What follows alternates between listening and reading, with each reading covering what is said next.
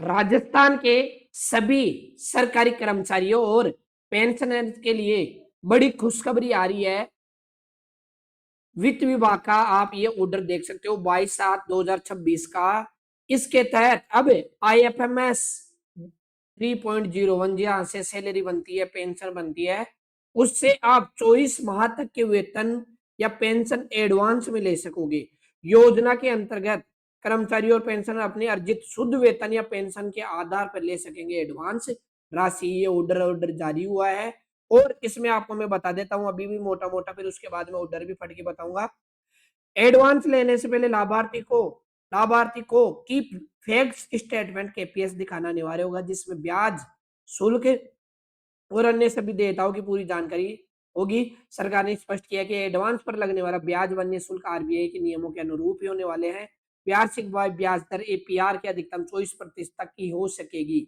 इसमें बाकायदा लिखा हुआ भी है 24% APR है ना, लग सकेगी। इसमें ब्याज, सभी शुल्क, क्रेडिट प्रोटेक्शन और स्टाम्प ड्यूटी शामिल होगी। इसमें इसकी गणना घटती शेष राशि के आधार पर की जाएगी। योजना के तहत फोर क्लोजर या पूर्व भुगतान पर किसी प्रकार का शुल्क भी नहीं लिया जाएगा। No charge will be levied in case of foreclosure of advance of any time stage.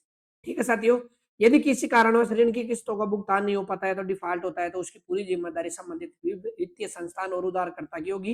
Rajasthan सरकार आप RFS, SDL और IFMS किसी भी प्रकार की वसूली या विवाद में हस्तक्षेप नहीं करेंगे। सरकार की भूमिका केवल सुविधा उपलब्ध कराने तक सीमित रहेगी। 24 माह की एडवांस योजना के तहत जरूरत पड़ने पर भुगतान अवधि को अधिकतम 36 माह तक भी बढ़ाया जा सकेगा। बाकायदा पूरा ऑर्डर में लिखा हुआ है। ठीक है साथियों, in case of 24 months programme दारी है ना, repayment of tenure may be extended up to 36 months but within the same advance amount limit of 50% of net salary pension of 24 month. ठीक है, तो उसके आधार पर 36 मंथ का भी बढ़ा सकता है। इसके अलावा एडवांस की EMI का विवरण कर्मचारियों की वेतन पर्ची में भी प्रदर्शित होगा। साथ ही स्थानांतरण की स्थिति में लास्ट में पे सर्टिफिकेट भी प्रदर्शित होगा। कोई किसी कारणवश अगर there will be no foreclosure charge, किसी प्रकार का चार्ज भी नहीं लगेगा। The deduction of EMI should be show in salary slip as well as in LPC last payment slip.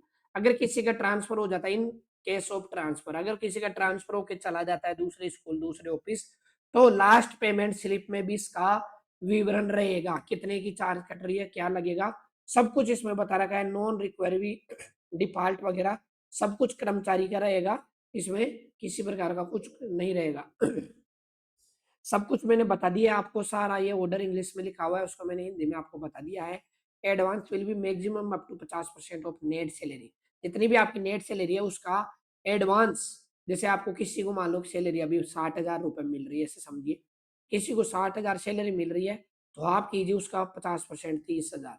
अब 30,000 हो गया। अब 30,000 का आप कितने महीने तक एडवांस लेना चाहते हो? अगर आप 24 मंथ का लेना चाहते हो तो 24 मंथ से आप गुणा कर सकते हो इसको, आपको ये पेमेंट मिल जाएगा। ठीक है, ये सारा का सारा पेमेंट आपको मिल जाएगा। 7,20,000 रुपए आप एडवांस ले सकते हो और जो भी रेट वगैरह लगेगी वो सब कुछ RBI के हिसाब से ही लगेगी, इसमें बाकायदा लिखा हुआ है। ठीक है साथियों, तो ये गवर्नमेंट के लिए, गवर्नमेंट कर्मचारियों के लिए और पेंशन के लिए बड़ी अपडेट आ रही है। पहले से भी था, बजट में चल भी रहा था, कोई हो भी रहा था, पहले कम टाइम के लिए था, अब इसको और भी बढ़ा दिया है और अभी शायद इस पे इंटरेस्ट भी लागू हो गया है। पहले इंटरेस्ट नहीं था, पहले 1 मंथ था। ठीक है, और अब इसको एक्सटेंड करते हुए 3 मंथ या अप टू 24 मंथ तक आप सैलरी पेंशन स्कीम में एक्स्ट्रा ले सकते हो। ये सर्कुलर आज ही जारी हुआ है, 22 जुलाई को आप दे सकते हो। ठीक है साथियों, आशा है आपको जानकारी अच्छी लगी होगी। वीडियो अच्छा लगा हो तो वीडियो को लाइक कीजिए, कमेंट कीजिए, चैनल पर नए हो तो चैनल को सब्सक्राइब कीजिए। या टीचर से संबंधित हर एक प्रकार की जानकारी, अपडेट, साला दर्पण, IFMS ट्रेनिंग, आई गोट, फॉर्म भरने की डिटेल, सब कुछ एजुकेशन से संबंधित न्यूज आपको मिलेगी, हर एक कमेंट का रिप्लाई में मिलेगा। आप भी चैनल पर नए हो तो चैनल को सब्सक्राइब अवश्य कीजिएगा। धन्यवाद साथियों, फिर मिलते हैं कोई नई वीडियो, नई जानकारी के साथ। बाय बाय, धन्यवाद।